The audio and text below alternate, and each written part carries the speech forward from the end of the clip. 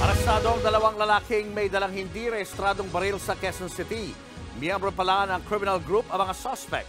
Nasa frontline na balitang yan, si Ian Suyu. Diretso kulungan ng dalawang magbarkadang ito nang arestuhin sila ng mga pulis sa barangay Bahay Toro sa Quezon City nitong Miyerkules. Natukoy silang sina alias Junjun at alias Winwin na unang tumakas sa checkpoint habang sakay ng motorsiklo.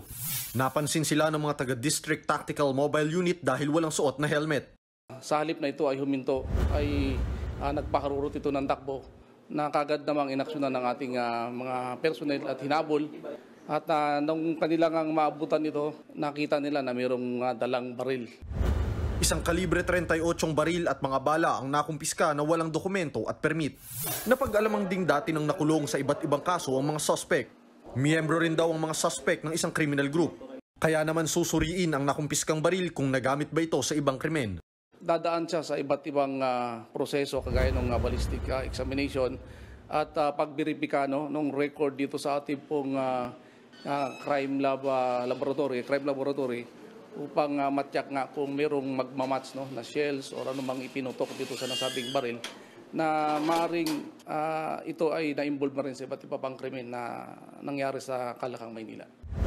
Depensa ng mga suspect, may hinahanap lang daw sila ng maharang sa checkpoint. Saan kayo pupunta? Hanapin lang po namin yung asawa niya po. Ba't kayo umalis sa check? Wala kaming lisensya, sir. Pero sa iba rin? No comment na lang po. No comment na lang po. Mahaharap ang dalawa sa patong-patong na reklamo. Arestado naman ang nag-awol na pulis na ito matapos i-hostage kagabi ang 6 na buwang gulang niyang anak, hipag at biyenan sa Cabiao, Nueva Ecija. Lasing raw ang suspect nang magpunta sa bahay ng kanyang dating kinakasama para makipagbalikan. Pero wala na raw talaga sila kaya nang hostage siya. 3 oras ang tinagal bago na kumbinsing sumuko ang suspect. Na-recover sa kanya ang isang baril at 10 bala.